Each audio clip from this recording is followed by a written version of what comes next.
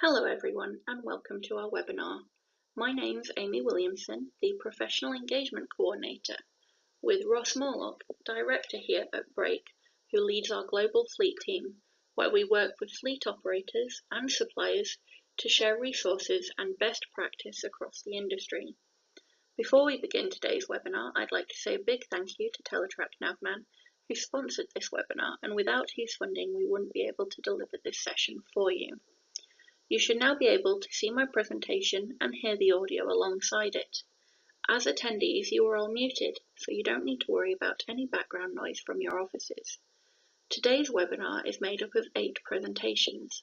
We have presentations from Cranfield, Nottingham Transport, Gallagher Bassett, Shell, National University of Ireland, Skanska, Teletrack Navman and Loughborough University.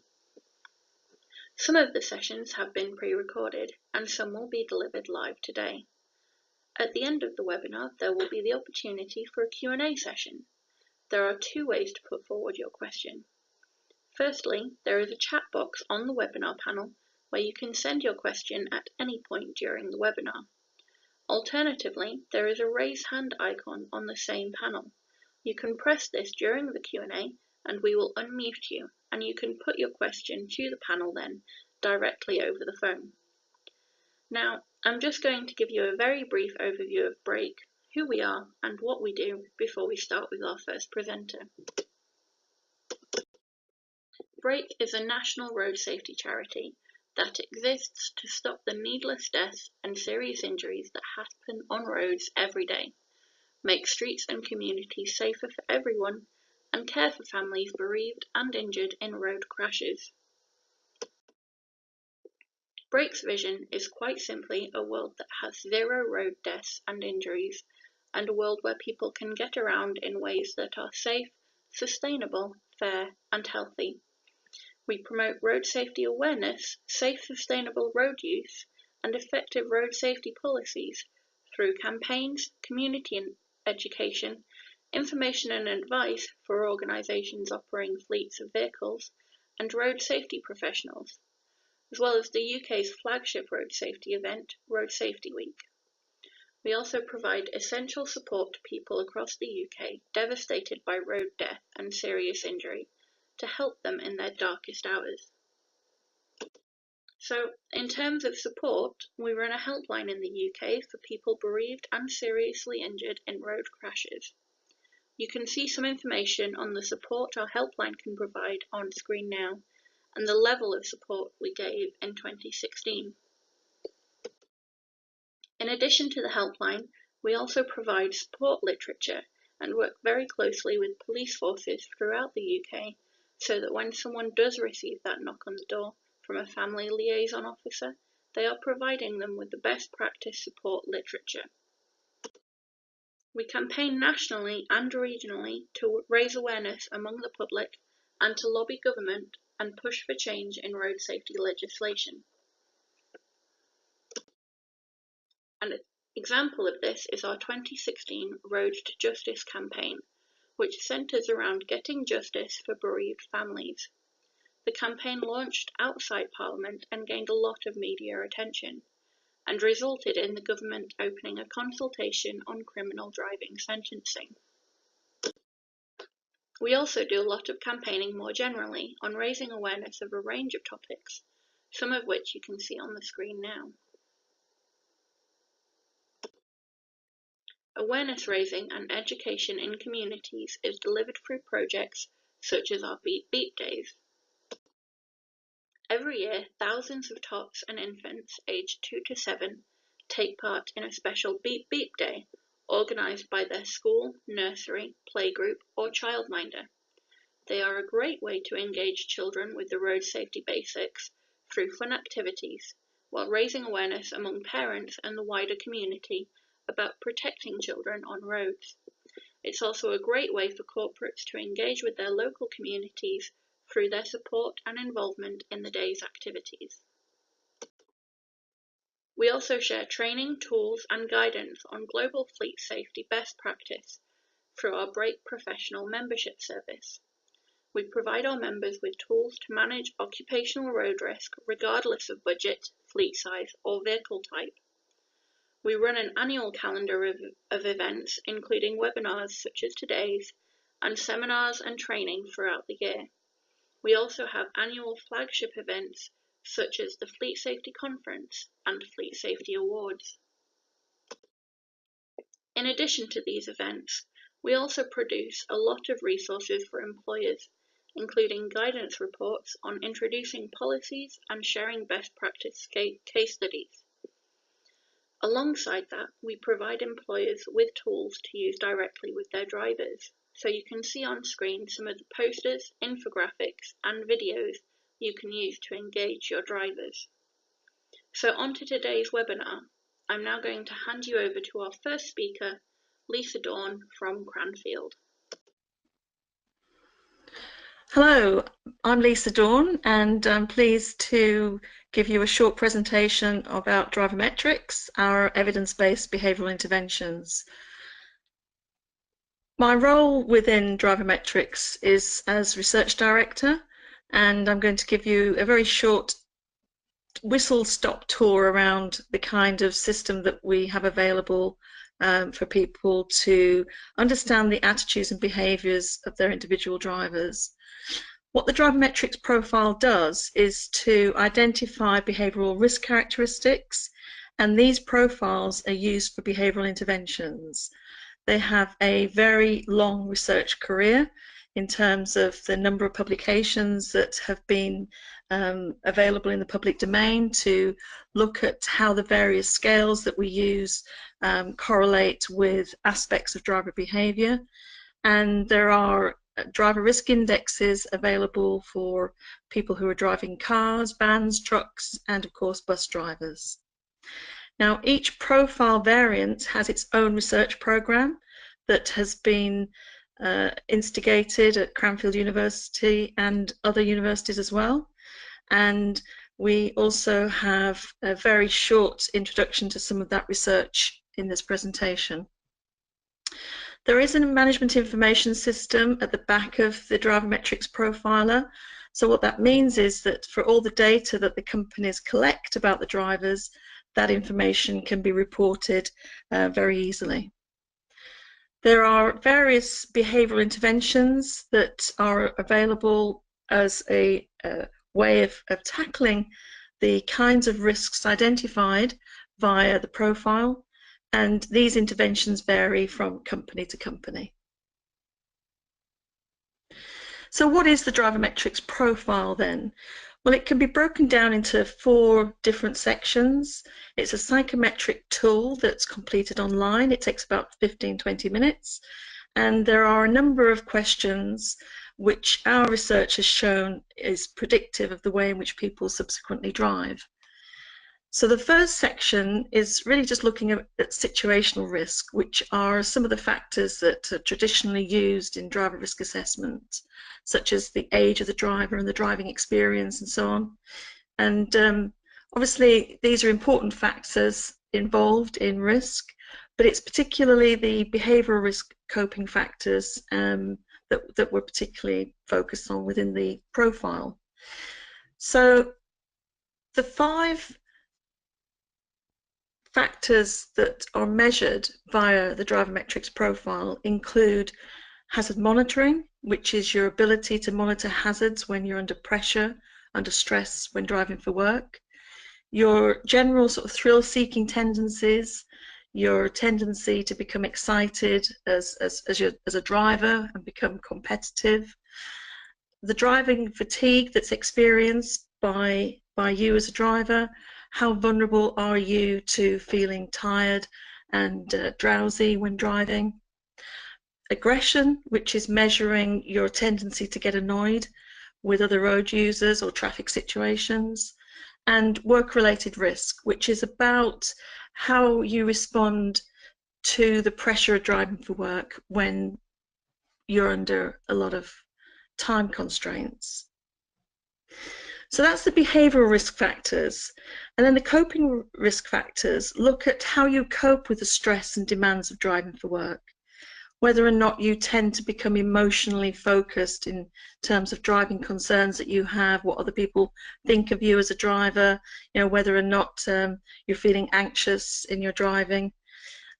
Secondly, driving focus, which is around becoming more vigilant as a driver as a trigger for the stress that you're under. So that's a very effective coping strategy.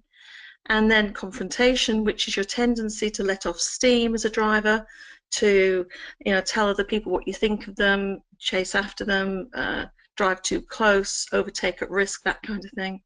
And then finally, self-evaluation, which is your tendency to reflect on the mistakes that you've made as a driver and how you could improve for the next time that you get behind the wheel. So these are broadly the factors that are being measured in the assessment, but each assessment is different because of the different subgroups that are involved. So a bus driver risk assessment would be different to the fleet one, for example. But what's common to all the assessments is the correction factors, because we know that people like to present themselves in a favourable light, and that's fairly common bias that people have. And so it's important to look at the extent to which people do that, and we take that into account when we're interpreting the profiles. And then finally, of course, driver confidence. Some people have a very high level of confidence despite their lack of experience, and this overconfidence as an attitudinal factor can interfere with their beliefs around the way they think of themselves as a driver. So very briefly, that's what the assessment is measuring. We have a very long list of studies that have looked at the replication of these scales and the reliability of these scales. We've looked at it across different cultures, and as I say, there are over 80 publications on these scales. So we're fairly confident that when people respond in a certain way, that has an implication for how they're likely to drive.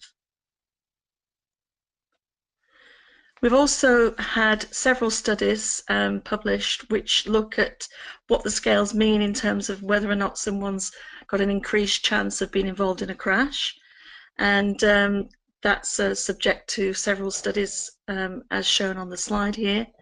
And we've even found that to be the case for offender drivers, that is, drivers who are particularly deviant in the way in which they're driving.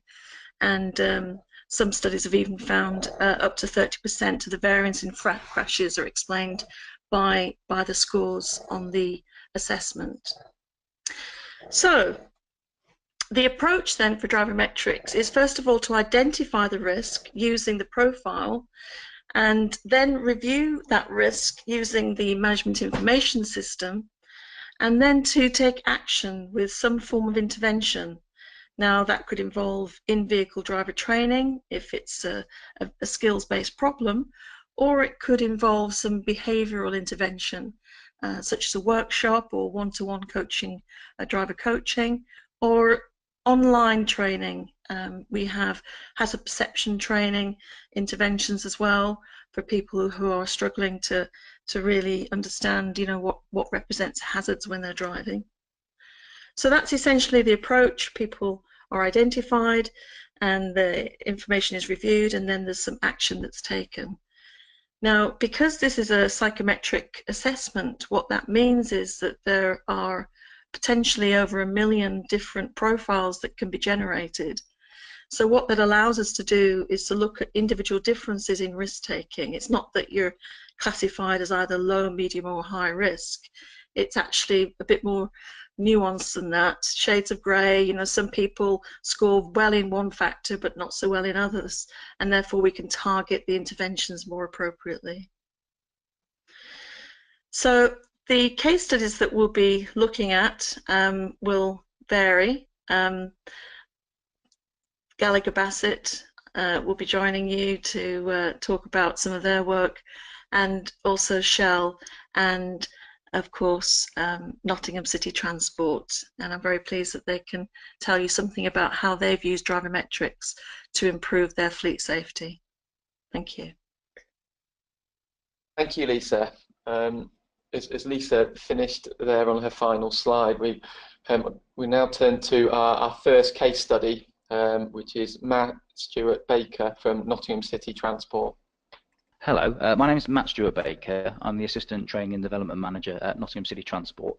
We're the principal bus operator in Nottingham, and we've had a relationship with Drivermetrics and Cranfield University since about 2009. We were very interested in working with the Drivermetrics tool because we were trying to find a way to aid in the recruitment of our new drivers.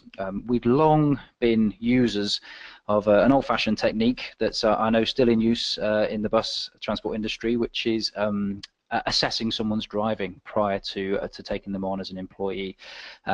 We've done that in the traditional sense by getting candidates into a car and taking them, or rather them taking us for a drive. We would get one of our instructors, we'd set them a route, 20 odd minutes around the local area, and we'd see how those drivers did.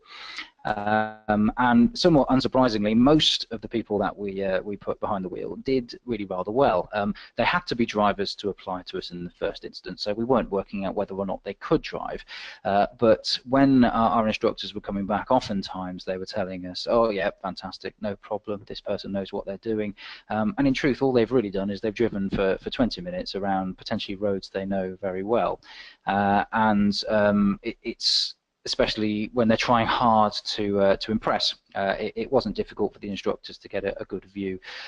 What we discovered was it was entirely subjective. You know, whether or not the instructor got on with the person had a big part to play in whether the person did well on their driving assessment. And also, it's very difficult to measure one person against another. Unless it was the same instructor that did everybody's assessment, it was very difficult for us to be able to sort of take a wide view of the talent that we were seeing. So we knew that we wanted to do something a bit different. We'd already been working hard to sort of complicate our recruitment process in order to try and identify the very best candidates by putting other aptitude tests in there, you know, personality profiles, you know, highway code test and the like. But the Drivermetrics tool was really something that looked very different from anything else that was available. We started trials in 2009, and we started using it for recruitment purposes in the latter part of 2009. Since then, we've performed over 1,100 FDRIs or Fleet Driver Risk Index assessments on potential candidates. We've taken on nearly 600 people in that time, and what we've noted is that we get a much better idea of somebody's driving issues, not just the things they do well, but also the things that they struggle with. We've worked hard with Lisa and her team also to try and make sure that we don't get any sort of false positives when we're using the tool. Things like the impression management score was coming up quite high when we were first starting to run this for recruitment. You might not be surprised to learn that people are trying their best to impress during an assessment process. But we worked together, we tweaked some settings, and we were able to come up with something that gives us a very good idea of where a person's sort of driving skill is, their own confidence and competence of driving, and we also get a good idea about what their risk factors are. Not just the obvious ones like you know, perhaps their age or their driving experience, but you know, situational and behavioural factors which can potentially lead to problems later on down the line. Ultimately, we feel very confident in using the tool now. You'd rather hope so after 1,100 runs, but we certainly can tell when we're assessing people at one of our assessment centres whether or not they've got, well, dare I say, what it takes to be a professional bus driver.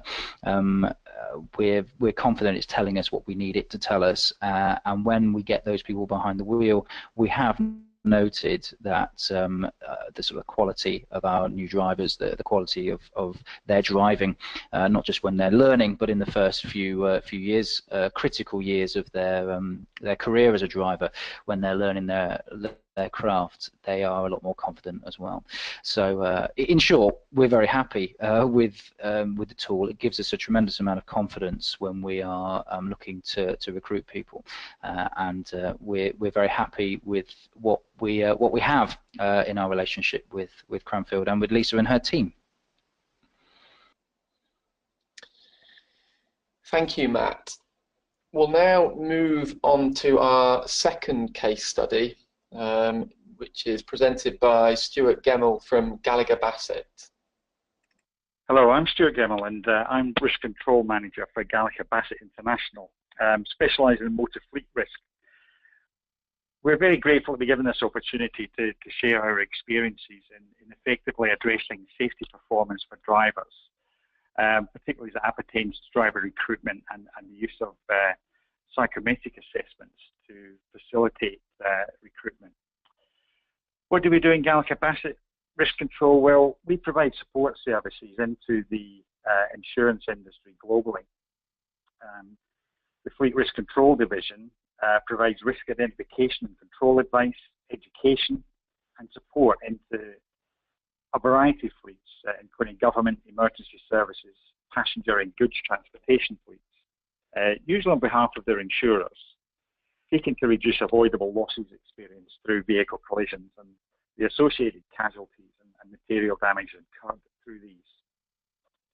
The problem we have with driver recruitment is that people are quite good at masking their traits and behavioural beliefs during the initial training and induction processes, and drivers can often hide embedded traits and belief systems during that process, and this is the issue that we have.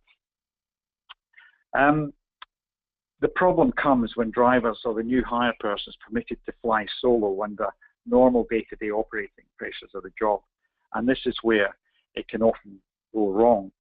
A good example of this particularly is bus drivers. The pressures of scheduling and interaction with passengers, along with dealing with very stressful driving conditions, cause many drivers to leave the industry soon after qualifying.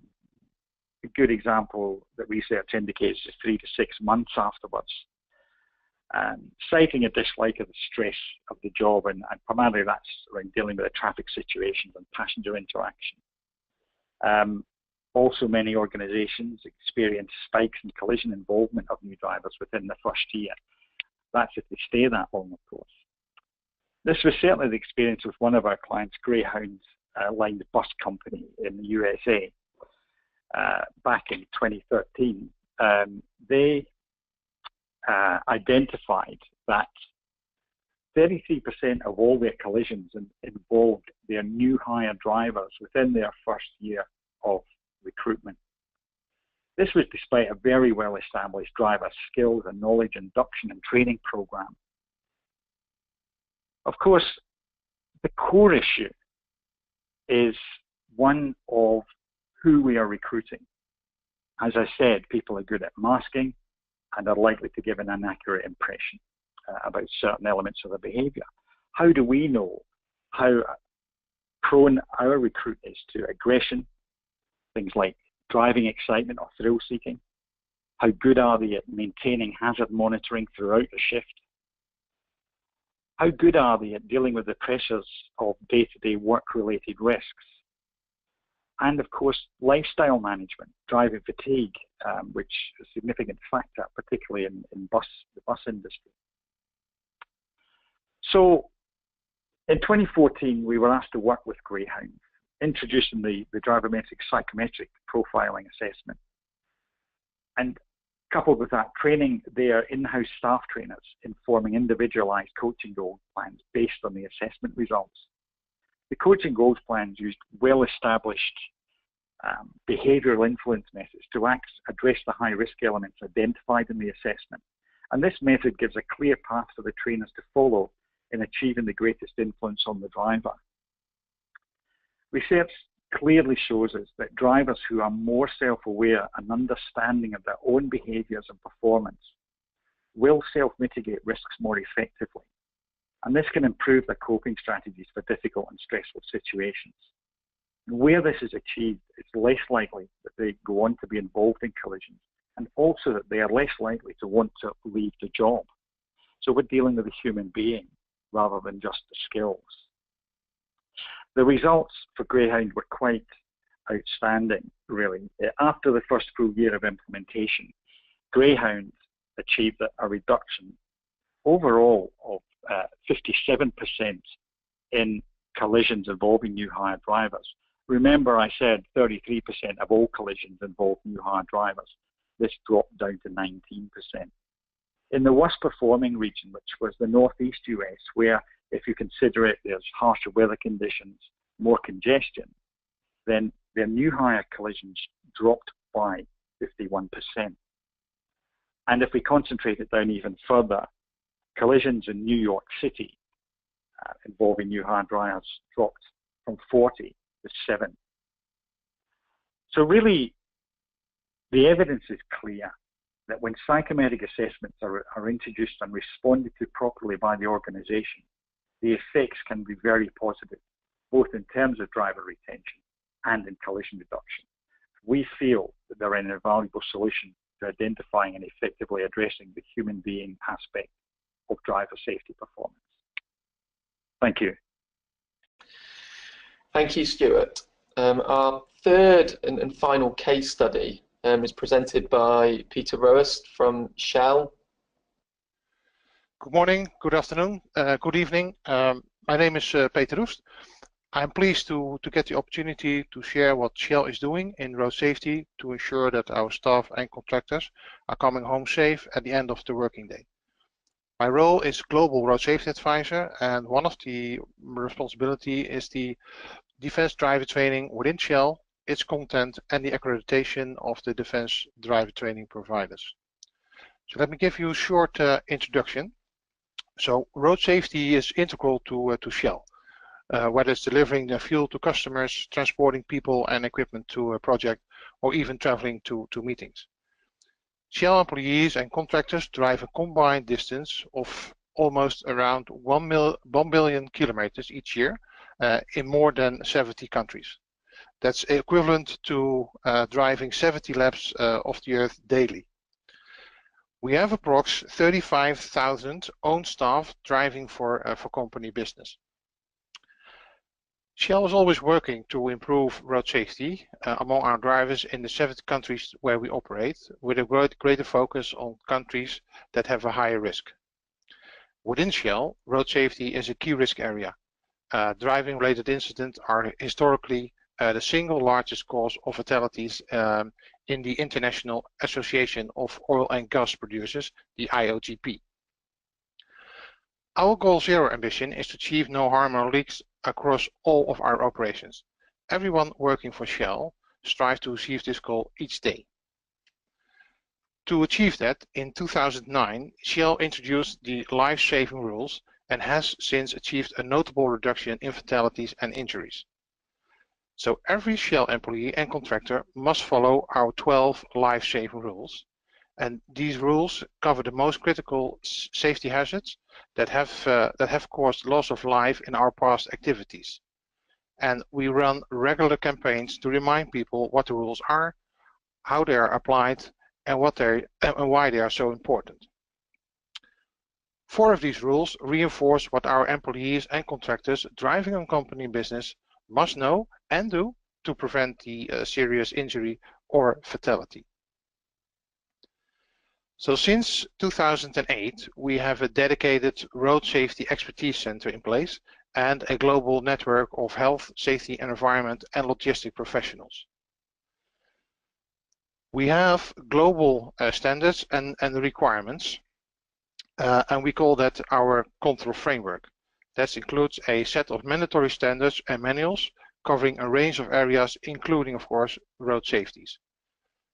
So the control frameworks are the global minimum requirements applicable in every country that we operate or visit.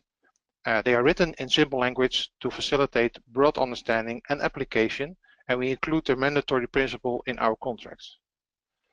The road safety manuals include requirements for drivers, vehicles, and journeys. and they're often more stringent than the legal requirements in the countries that we operate. What you should remember is that the safest journey is the one not taken. And let me give you an example. A number of our large projects have been successfully reduced the amount of road travel needed.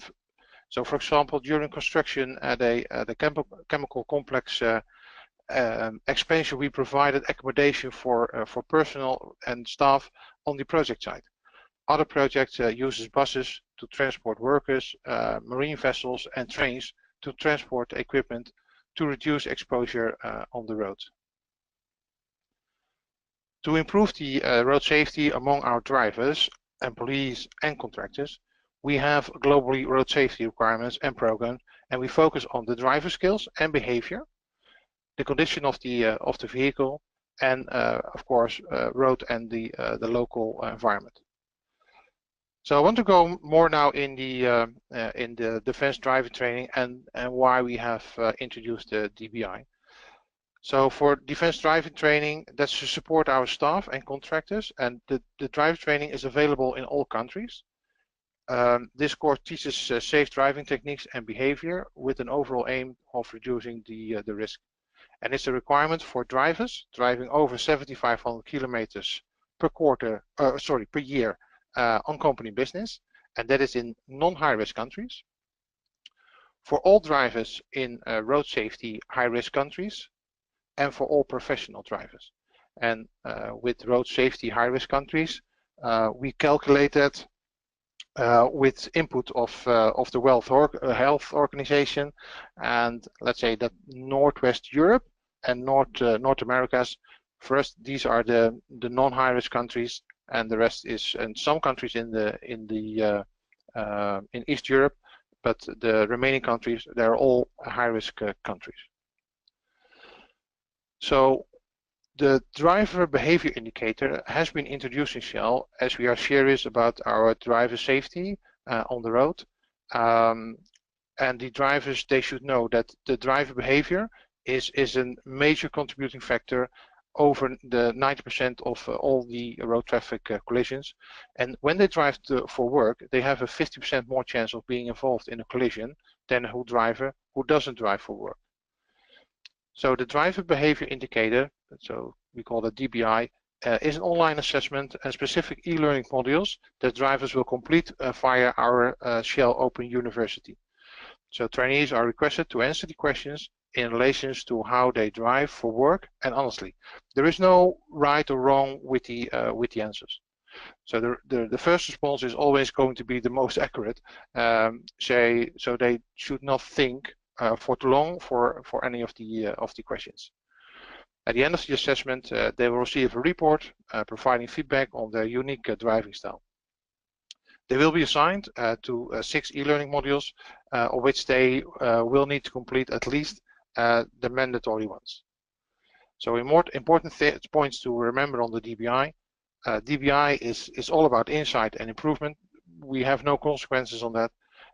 And they should use the DBI to reflect on how their driving behavior may increase the risk on the road.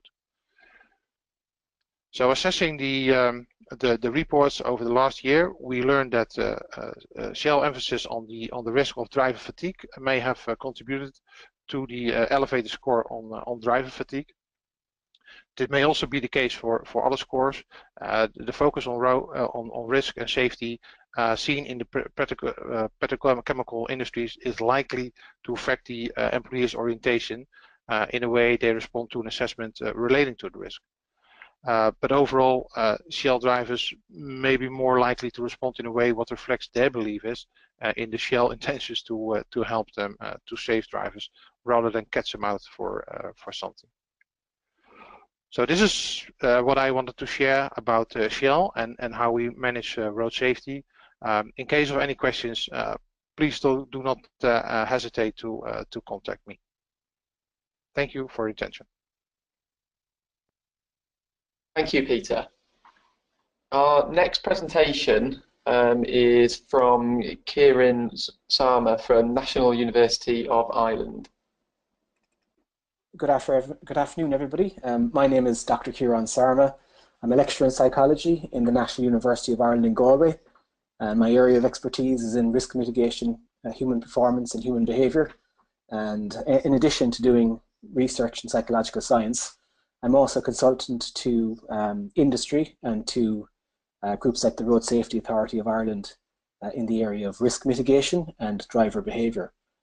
And I've been asked to give this webinar today on the topic of driver safety correlates and how it of high staff retention rates.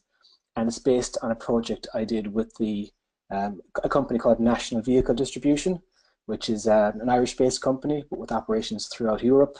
And the company and the work I've done with the company was recently the recipient of an award, a BREAK award for driver safety.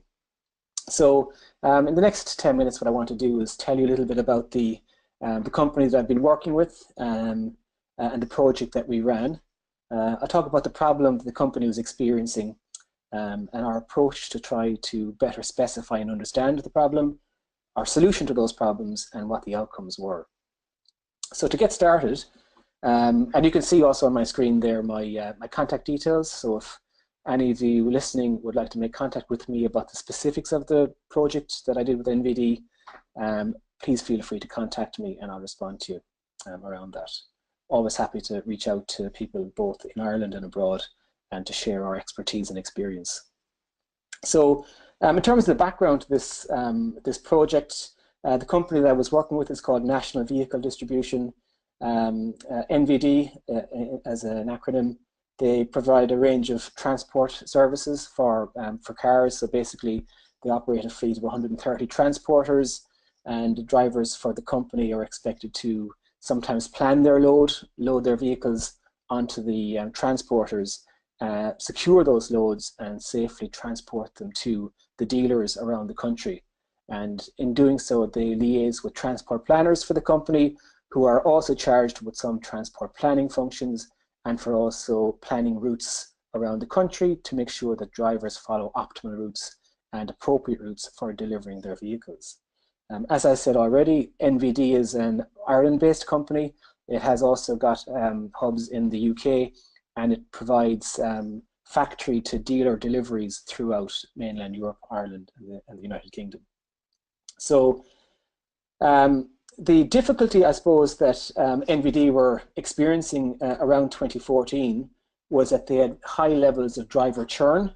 That is, drivers in any one year of their 130 or so drivers, there's approximately 51% churn per annum in that driver population. So it's a very, very high level of churn, and in the context of a employment context where there was high demand for experienced transport drivers, the company was very keen to retain those drivers.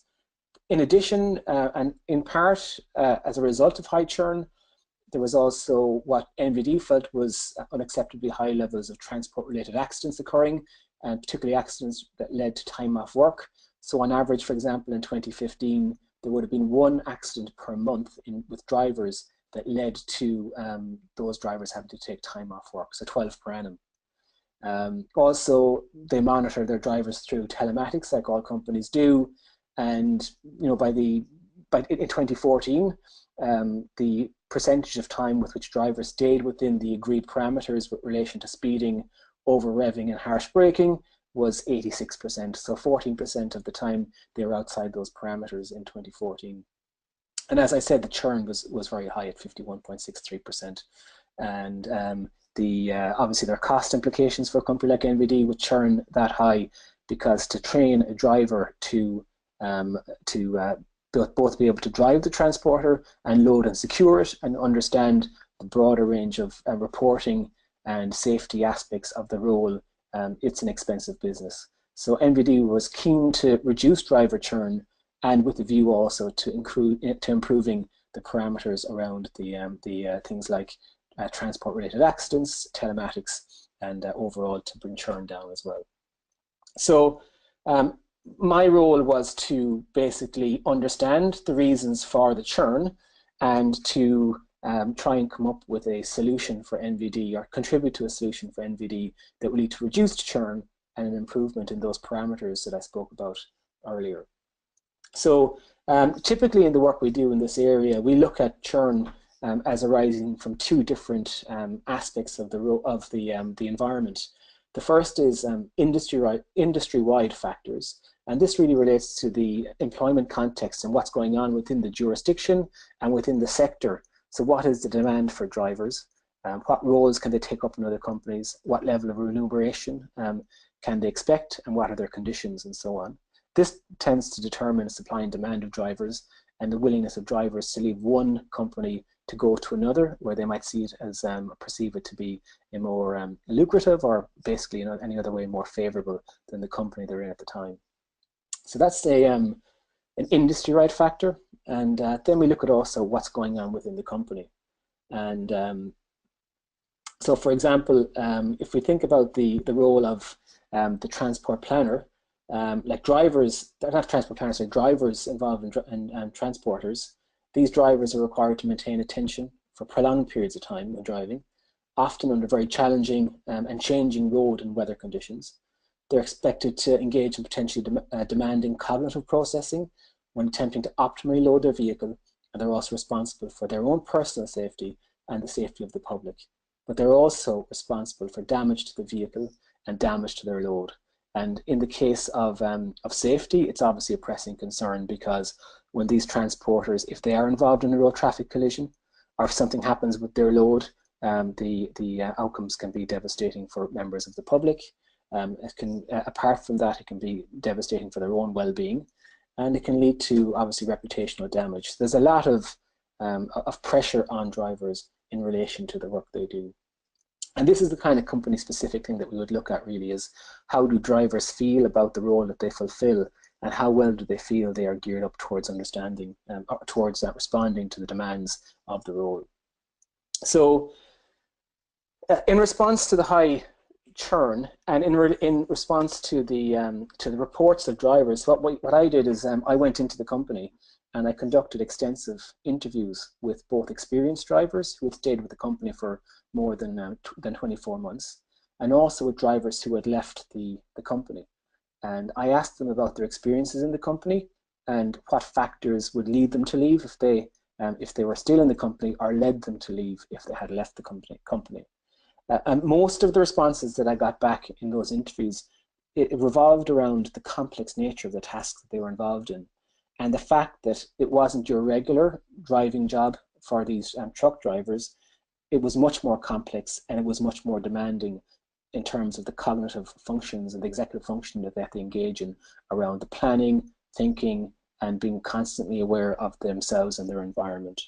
So a key theme that emerged from that was about their sense of mastery around the role that they had. So my role was to take that information and try and transfer that and translate it into specific recommendations for NVD. So the overall objective was to reduce driver churn and better gear up drivers to fulfill the role of transport driver within the company. So I went at the solution looking in particular at two specific areas. The first one was recruitment, and my interest there was trying to understand what was the ideal profile of a transport planner, looking with reference to the international literature on high-risk environments and the retention of staff, and staff who work under these very challenging circumstances and complex tasks. I suggested that NVD would look in particular at highly resilient staff. These are staff who can take the pressures of the role, who have low levels of hostility, low levels of aggression, low levels of emotional reactivity, or high levels of emotional intelligence. In psychology, we consider these individuals to be type B personality. That's in contrary to type A personality, which are highly aggressive, hostile, and emotionally reactive. And what we were trying to do there in practice is have people hit the ground in NVD who are very balanced, can take perspective, and are prone to, when they come under pressure, to step back and consider in a thinking function what was the way of addressing the stressor, rather than responding in an emotional way, which can, we know, lead to decision-making errors and ultimately present a safety concern for the company and for the public. So I was encouraging the NVD to look in particular for type B personality drivers in their future recruitment drives. I also propose that we would look for individuals who had a tendency to see opportunities and challenges, because no matter what you do with this particular role, it is going to be challenging for transport drivers. It is such a demanding role. And what you're looking for is drivers who can see opportunities in those challenges. Because, for example, drivers who are boredom prone tend to like jobs that stretch their minds a bit more and require them to be fully engaged in their role. This is often referred to as a hardy personality, someone who thrives under pressure. We were looking for individuals, obviously, who were high in conscientiousness. This was for lots of different reasons. Apart from the health and safety aspect, drivers who have to load vehicles onto transporters need to do so in a way that is very carefully planned out, and where they do it in a way that the load is fully secure and that there is no damage to the vehicles as they're loading it on. So we are looking for individuals that really have very good attention to detail and are very conscientious. So they're the kind of individual who like to have jobs done properly at the end of the day because they get great satisfaction from not having loose ends. Apart from that, we're looking for individuals who were very much team workers. They could cooperate with both their peers and with supervisors, and were agreeable where there was clearly an appropriate direction given to them around, for example, transport route, and that they were agreeable and tended to not be contrary when they were asked to complete what was an appropriate and acceptable task. In general, also, we were looking for individuals with very high stress tolerance. So what we were doing there is looking for basically individuals who had this, what we felt was an appropriate profile for a transport planner.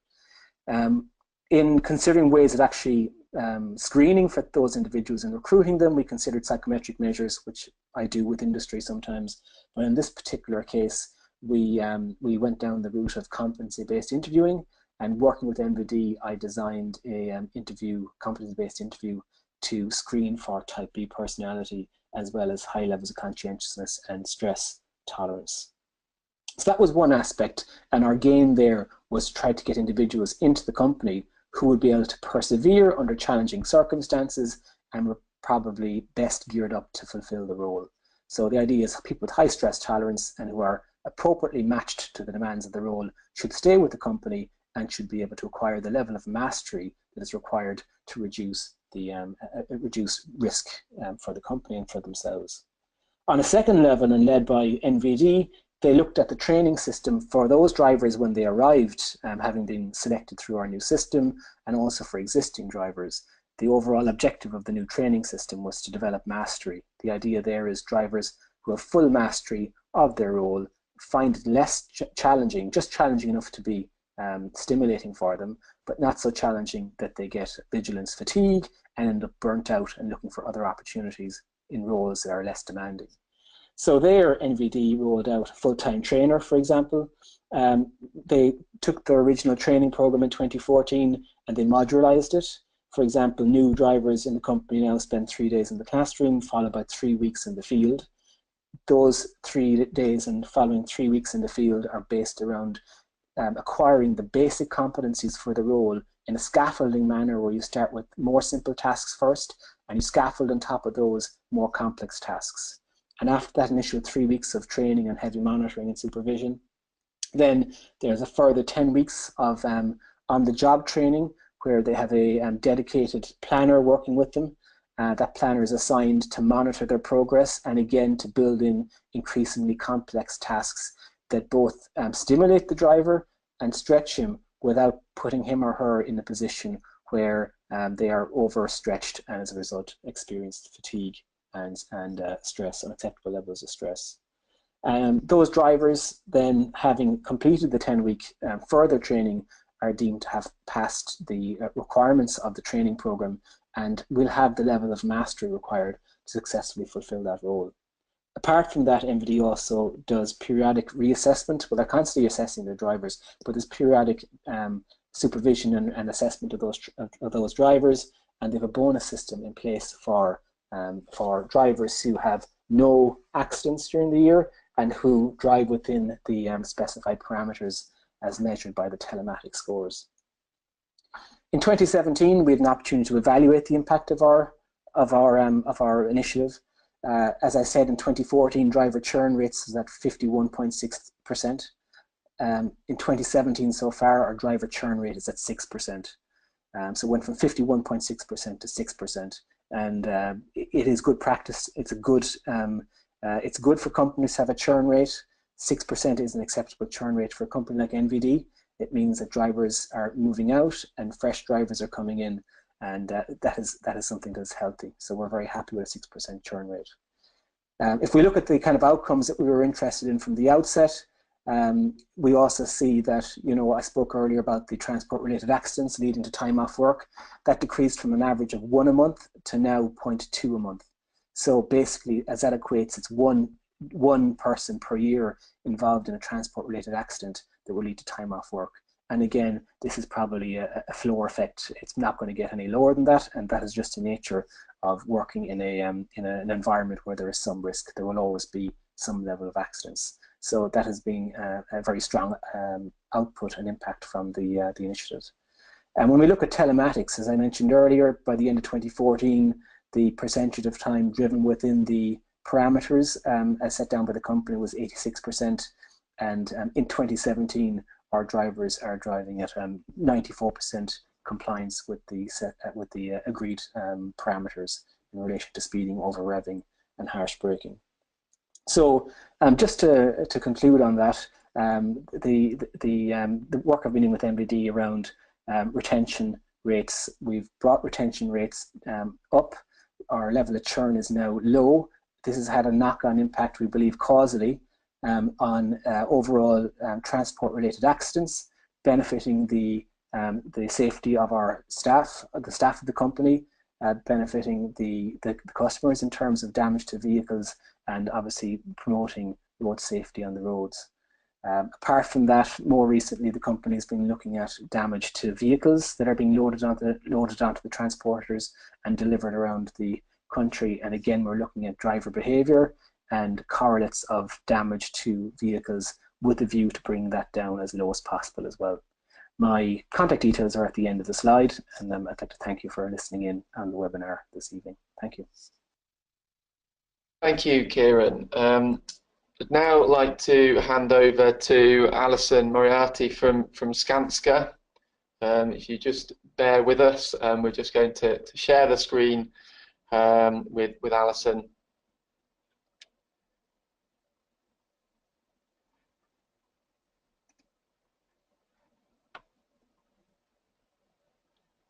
Hello, is that showing now? Yeah, we can hear you, Alison. Okay, lovely. You can see my screen now? Yes, absolutely, yes. Okay, lovely. So I'm Alison Moriarty. I'm the Fleet Risk and Compliance Manager for Skanska. Not traditionally from a fleet background. I started from a safety background, so behavioural safety was one of the things that I really concentrated on. So I think, we all accept that running a fleet has probably always been about more than just moving vehicles around the country. But certainly I've noticed a change in the last 5 to 10 years of how we look at the whole process much more holistically now.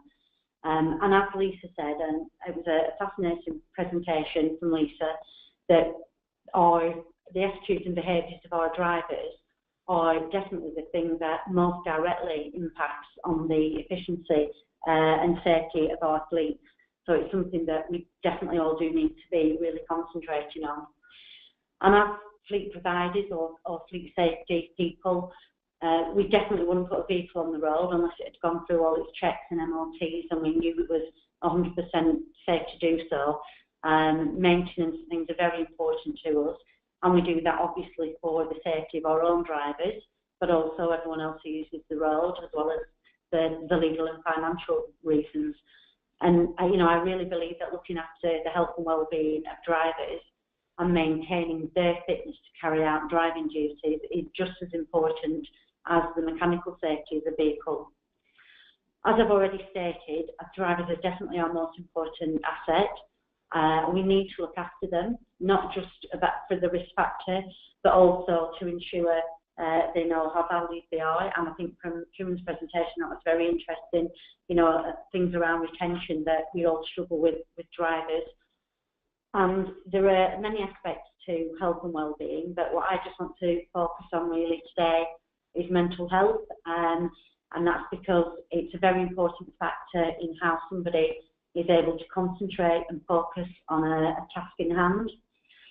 So driving, historically, the population of driving has been male-dominated, and that has led to maybe a culture where people don't find it as easy to admit they've got mental health issues or discuss maybe work issues or home issues with colleagues. The other problem is the stigma that's associated with mental health, and I think we are an awful lot better at that now, but there definitely still is an issue to be resolved there. And this can inhibit drivers from being maybe as open and honest as they would be about other types of illness and discussing medication with managers. And one thing that, you know, we do know definitely is that lots of mental health medication can have an adverse effect on people's ability to concentrate, and can also make drivers or anybody that takes it feel quite tired and fatigued. And given that we know that 1 in 6 crashes resulting in death or injury on major roads are fatigue related, and that of those 40% of fatigue related crashes involve commercial vehicles, it obviously ramps up the importance of us looking at this, given especially that commercial vehicle drivers tend to be in larger vehicles, and unfortunately during a crash situation they can certainly cause the most harm to themselves, but also for third parties who may be involved. So why do we need to know as managers about our drivers' mental health? Well, one, we've got a duty of care officer to our drivers, and we shouldn't treat mental health in any other way than we treat any other health condition. So we won't ignore the fact that a driver had epilepsy or that they've got a broken leg. So we really need to make a concerted effort now to have the same culture of care for mental health as we do for other things. And there are so many different types of mental health conditions that it's impossible to obviously cover them all in the short time today. But what I would like to do is just give you a couple of points that you may want to take away and think about and maybe start looking at with your drivers. So we know that almost all mental health conditions can adversely affect mood in one way or another. And a driver who's suffering from any sort of disorder that involves a depressive element can definitely become very isolated in their thinking process and find it quite difficult at times to focus on anything apart from how they are feeling that day. And also it's a very unfortunate fact that people who are severely depressed can be quite unconcerned about their safety or the safety of people around them, and point things like people who commit suicide jumping off motorway bridges or throwing themselves into trains certainly don't intend for people to be injured, but it's just not within their remit at that time to think about that. We also know that suicidal thoughts are fairly common and much more common in men. And obviously, you know, a lot of our commercial vehicles are basically, when they're on the road, a weapon. So you can see the concerns that come from that. People who suffer from anxiety disorders can be overcome by feelings of panic, and that can't necessarily be put down to one particular trigger. It can just happen. And this can badly affect their ability to make decisions, and that can make them shut down both physically and mentally. And I've got a lot of experience with this because my daughter has an anxiety disorder, and sometimes when she's particularly badly affected, even deciding whether she wants a cup of coffee or not is just too much for her. So obviously the implications from this when operating a vehicle, whether that be, you know, a car, van, truck, were split decisions, sometimes split session decisions for us that can be very vital.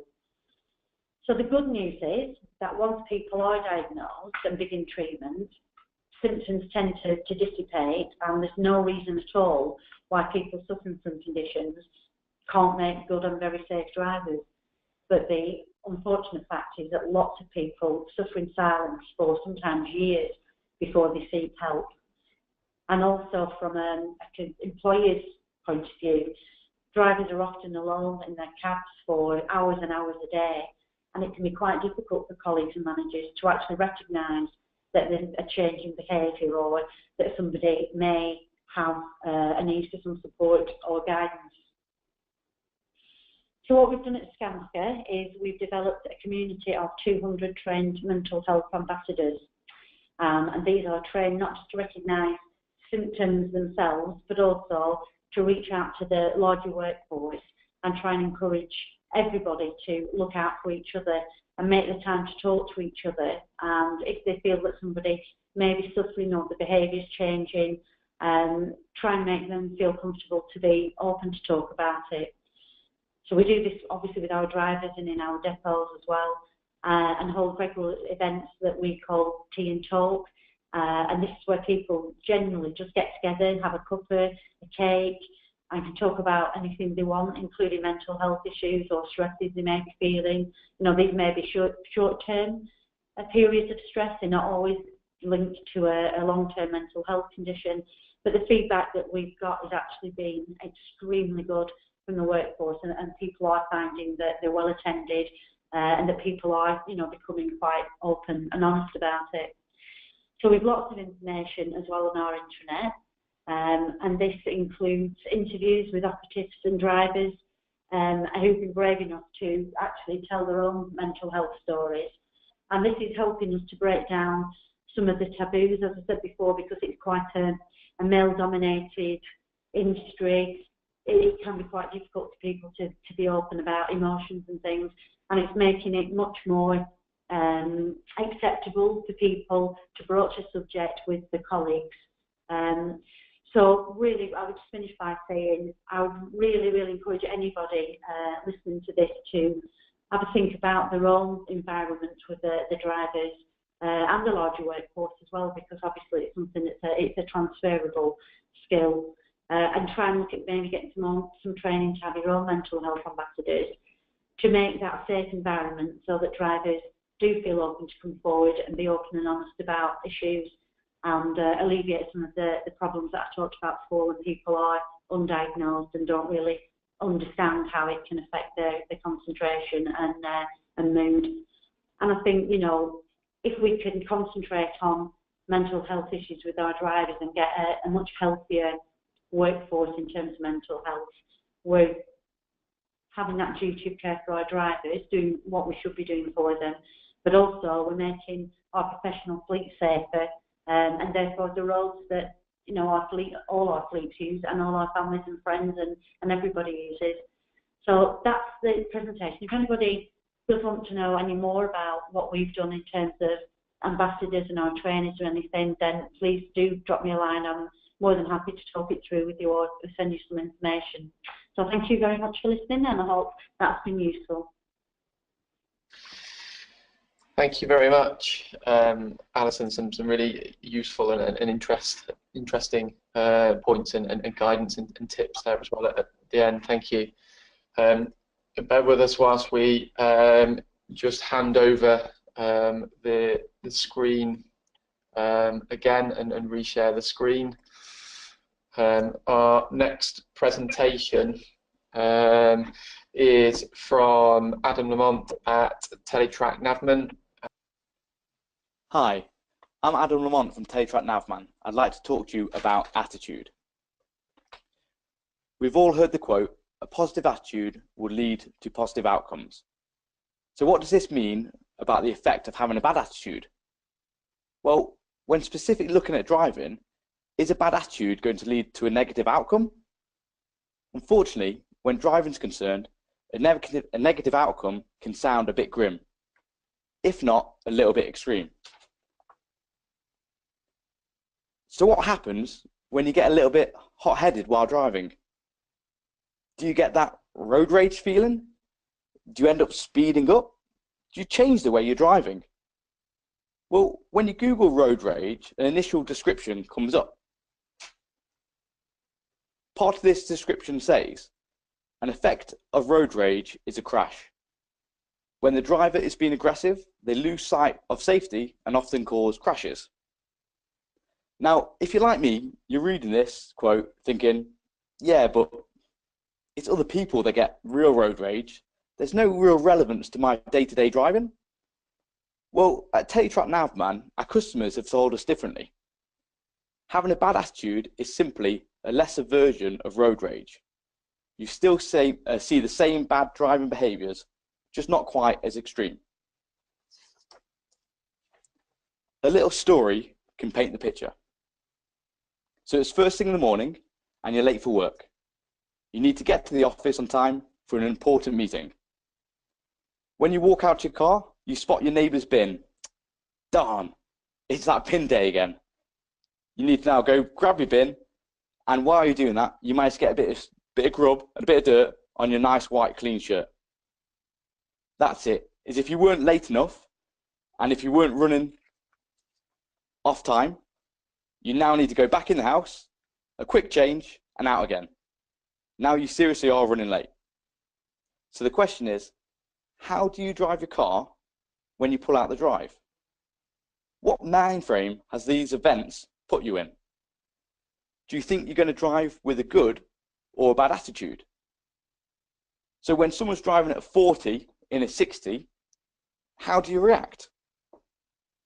Do you think you look as chilled as this man here? Or you're in a slightly different mind frame? Probably not. And from what our customers told us, lots of the drivers are the same. They would end up driving with a bad attitude for the entire journey to work. This attitude is shown through the driving style, usually involving driving behaviours such as harsh cornering, harsh acceleration, and harsh braking, potentially overtaking unnecessarily, which is often shown with speeding violations. All of this bad driving behaviour is born from driving with the wrong attitude, being impatient, and trying to make up some time. So you're late for work, trying to get in on time, but driving erratically. How do you manage to change your attitude on this particular day? That's where our technology comes in. You need something to alert you that you're driving bad, just like a seatbelt warning sound. With our technology, if someone is driving bad, then they're warned, bringing it to their attention that they're not driving correctly. The reason this works is that it brings the driver back into the present moment, making them refocus on the activity at hand, which is driving safely. Dean Williams, Group Fleet Manager at Lakehouse PLC, said, in addition to all of the traditional tracking features, Teletrack Navman's director platform enabled us to monitor drivers' behaviour through scorecards and league tables.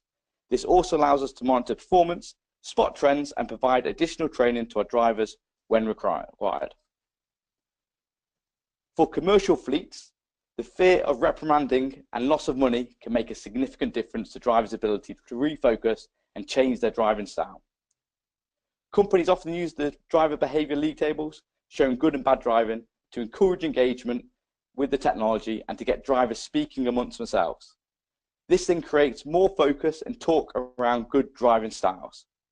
If you can change the attitude of a driver, then a business can save money. This means that the drivers are driving safer and the company is reducing their risk.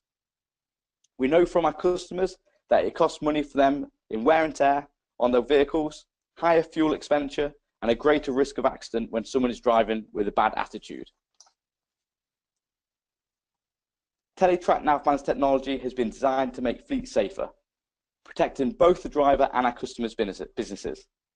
Today, companies with a fleet of vehicles need to be aware that their responsibilities in driving regard to driver safety, as well as being well informed in areas of the vehicle. You'll have to look at the driver risk, and you have to look at the managing this, and our technology uncovers information that would otherwise go unseen. It can uncover these bad attitudes, and these can be addressed by managers to reduce the risk, keeping everyone on the road safer. In the past, telematics has been more about the vehicle. In 2017 and beyond, it's much more about the driver and their well-being. Delivering clear and accurate data to fleet managers and also drivers out on the road, it means that both parties have all the necessary information they want and they need to be able to perform at their best. Driving with the right attitude, a good one. Thank you, Adam. Our final presentation today is from Andrew Morris from the Transport Safety Research Group at Loughborough University. Hello everybody, my name is Andrew Morris and I'm from the Transport Safety Research Group at Loughborough University.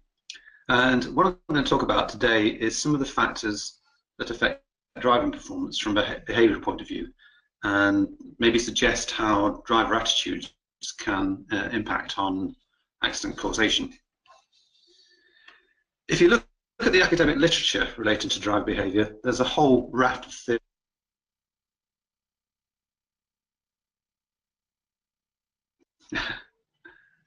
Sorry, did that? Sorry. Yeah, I had a message that. Do you want me to start again? Yeah. Yeah. Sorry, so sorry about that. I just popped up with the message myself. I know how these things are. Right, okay, I'll press mute again and then. Yeah. Thank you. Okay.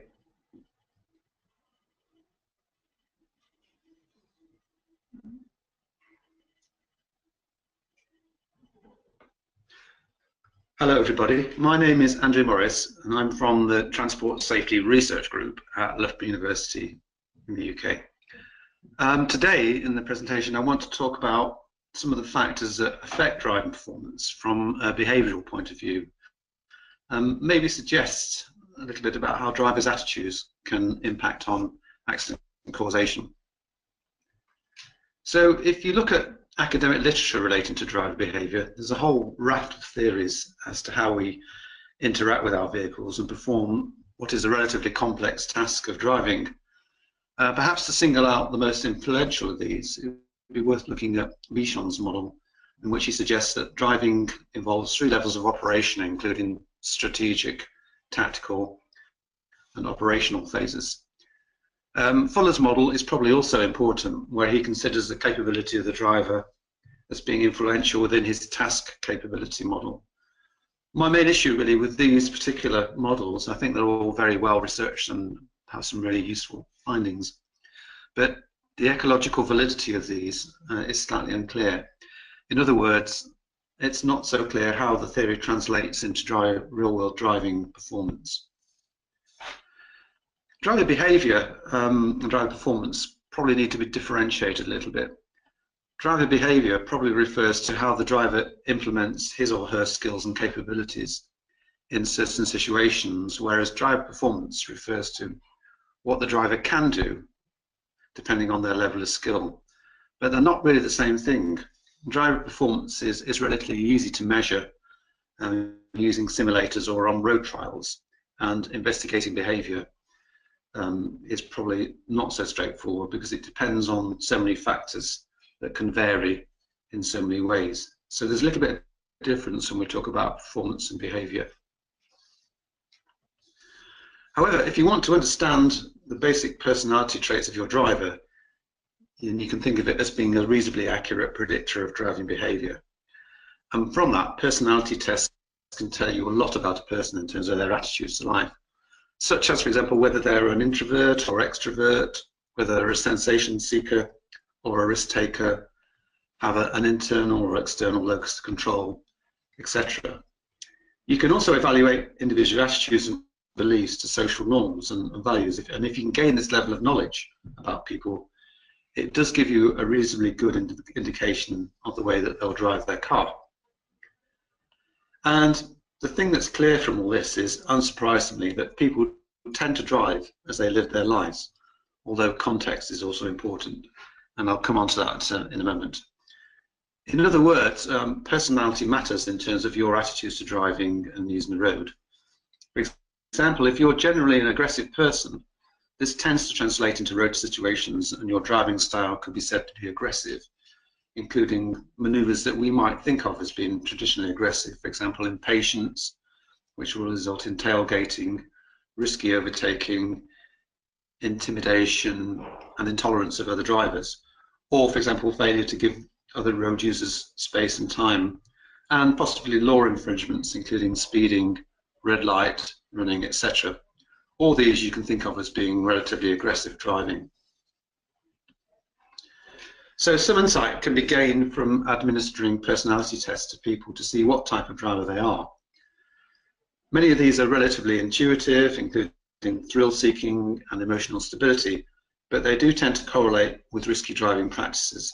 So you can probably almost predict from a questionnaire how likely it is that someone will be involved in an accident.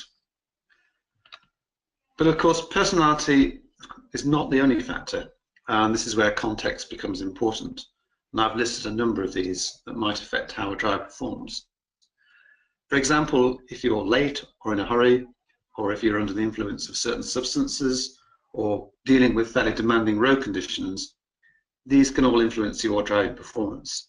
And the fact that you're a professional driver or not can also affect the way in which you drive, especially if your vehicle or your company is monitoring your driving through telematics, as is becoming more and more commonplace nowadays within vehicle fleets.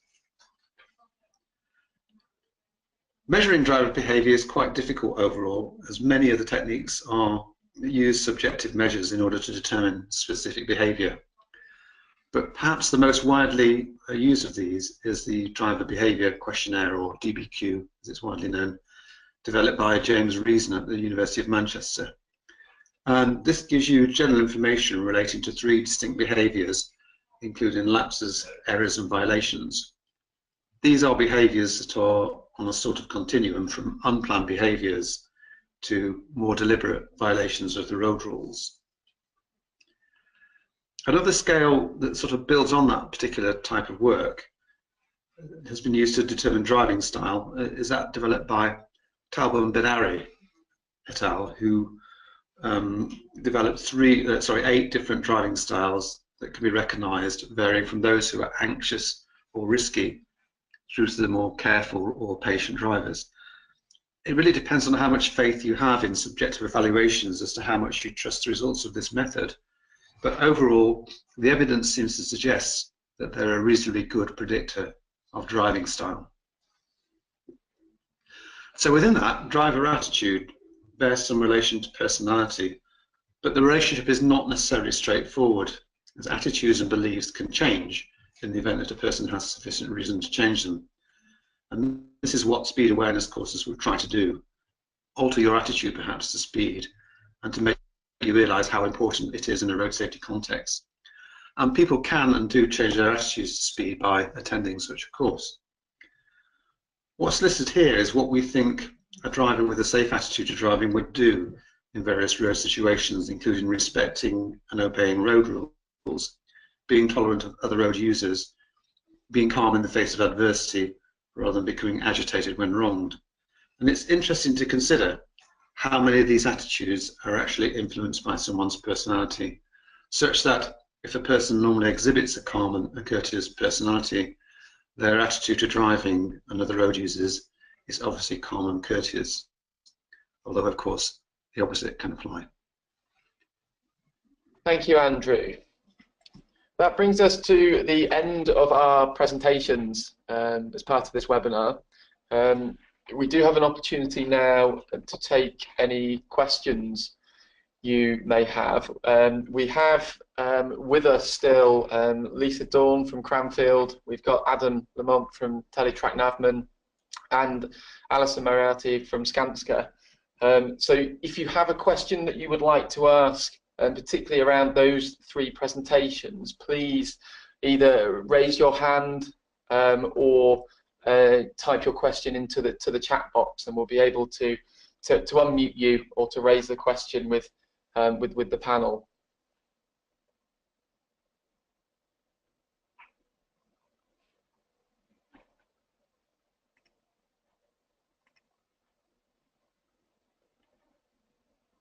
Okay, doesn't look like we have any questions to answer now. If you do have any questions in follow-up, then please drop us an email, and we'll be able to speak to any of the presenters from the webinar today and to get an answer over to you.